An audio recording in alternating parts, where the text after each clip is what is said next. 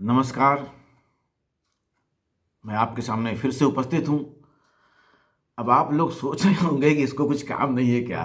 हमेशा वीडियो बना बना के भेजता रहता है। अब ऐसा है कि मैं तो शिक्षक हूँ और बच्चों को पढ़ाता हूँ। अब छुट्टियाँ लगी हुई हैं, दिवाली अवकाश चल रहा है, महीने डेढ़ महीने की छुट्टी है। तो अब मैंने सोचा कि अब उन छुट्टियों का, उस अवकाश का सदुपयोग कर लिया जाए। ऐसे टाइम पास करने से क्या फ़ायदा। तो इसी उद्देश्य से मैं कुछ बनाने की कोशिश कर रहा हूँ और ये मेरा शौक़ है, इसलिए मैं कुछ करने की कोशिश कर रहा हूँ। तो आज मैं बहुत ज़्यादा देर तक तो नहीं बोलूँगा, बस मैं खेल इस शब्द पर या ऐसा कहिए कि इस विषय पर कुछ बोलना चाहूँगा। खेल हमारे जीवन में कितना ज़रूरी है। बिना खेल के तो हम रह ही नहीं सकते। हर इंसान खेलता है, छोटा बच्चा होगा तो भी खेलता है, बड़े होते हैं तो भी खेलते हैं, हर प्रकार के खेल खेलते हैं। कोई इंडोर खेल खेलता है, कोई आउटडोर खेल खेलता है। जो मैदान में जाकर के नहीं खेल सकता, ज़्यादा शारीरिक रूप से वो जो स्वस्थ नहीं होता है, तो बैठ कर घर में शतरंज, बैडमिंटन, लूडो या जो भी ताश पत्ते जो भी खेल होगा वो खेल के अपना मनोरंजन करता है। तो खेल तो जीवन में एक मनोरंजन का साधन है। बिना खेल के तो जीवन अधूरा है। ऐसा तो कोई इंसान होगा ही नहीं जो खेल ना खेलता हो। सबके साथ ना खेलता हो तो अकेले खेलता होगा, लेकिन खेलता ज़रूर होगा। तो बचपन में बच्चा भी जब छोटा होता है, 1, 2, 3 साल तक, तो वो खेलता ही रहता है। उसको तो पढ़ाई से कोई मतलब नहीं होता। उसको पढ़ने के लिए भेजा भी नहीं जाता 2-3 साल तक तो, लेकिन जब उसको पढ़ने के लिए भेज दिया जाता है तो उसका सारा खेल खत्म। फिर तो खेलने के लिए उसको उतना प्रेरित नहीं किया जाता जितना करना चाहिए। तो मैं आप सभी लोगों से निवेदन करूंगा कि बच्चों को खेलने के लिए ज़रूर प्रेरित करें, क्योंकि खेलने से हमारी शारीरिक क्षमता तो बढ़ती है। तो शारीरिक क्षमता जब बढ़ती है तो बौद्धिक क्षमता भी बढ़ती है। खाली बैठ के किताबी कीड़ा बनने से ही नहीं कुछ होता है, खाली पढ़ने से ही सब कुछ नहीं हो जाता है।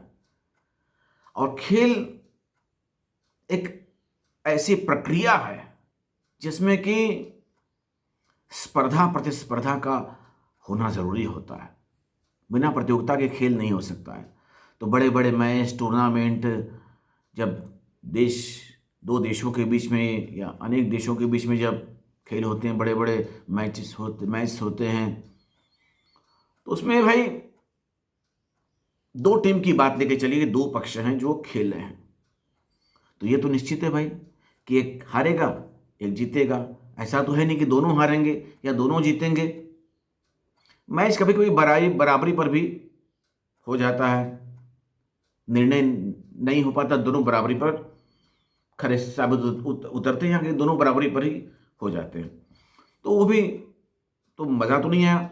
किसी एक का जीतना ज़रूरी है, किसी एक का हारना ज़रूरी है, तभी खेल का मज़ा है। और उसको लोग देखते हैं, चाहे शारीरिक रूप से वहाँ मैदान में उपस्थित होकर देखें या घर में बैठ कर देखें, टीवी चैनल्स पर देखें, लेकिन उनको मज़ा आता है। देखने का भी मज़ा है, जैसे खेल को खेलने का मज़ा है, वैसे खेल को देखने का भी मज़ा है।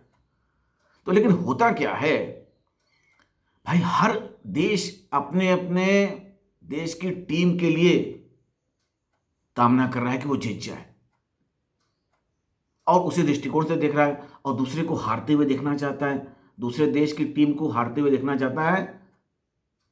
एक देश का कोई भी जो शख्स होता है, जो समाज होता है, समूह होगा, जो भी होगा, वो दूसरे देश की टीम को हारते देखना चाहता है। अच्छा, वो जीत गई तो कोई अगर एक जीता तो उसको तो सिर आंखों पर बैठा लिया, बहुत उसकी वाहवाही की, उसकी बहुत तारीफ प्रशंसा की, उसकी बहुत बड़ाई की। लेकिन हार गई तो उसको गालियां देते हैं। ये बात मुझे कुछ पछती नहीं है। अरे भाई, जब उसने सेंचुरी, क्रिकेट के मैच में जब उसने सेंचुरी मारी, शतक बनाया, तब तो बहुत आप उसने उसकी तारीफ की। लेकिन बेचारा कभी बैड लक से, दुर्भाग्य से जीरो पर आउट हो गया तो गालियां देते हैं। अरे भाई, खेल है, खेल को तो उसी खेल में तो सब लोग कोशिश तो करते हैं भाई। अब जो हो जाता है, तो ये प्रक्रिया, अगर कोई हार गया तो उसको उत्साह बढ़ाना चाहिए, भाई तुम हार गए हो, कोई बात नहीं, अगली बार जीत के दिखाओ। लेकिन अक्सर ऐसा नहीं होता है। देखा जाता है कि जो हारता है उसको गालियां ही मिलती है, उसको लोग बुरा ही भला कहते रहते हैं, उसको कभी अच्छा नहीं कहते।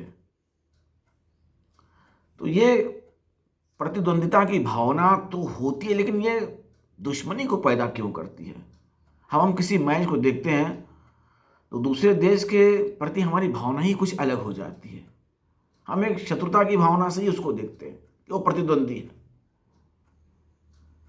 तो खेल को अगर हम खेल की भावना से देखें और खिलाड़ी की काबिलियत पर, उसकी योग्यता पर शक न करें, हो सकता है कि वो कभी सफल हो जाए, न सफल हो जाए, तो इतना भी इस तरह से करना कि उसको या तो एकदम आसमान पर चढ़ा देना या उसको पाताल लोक की सैर करा देना, तो ऐसा नहीं होना चाहिए।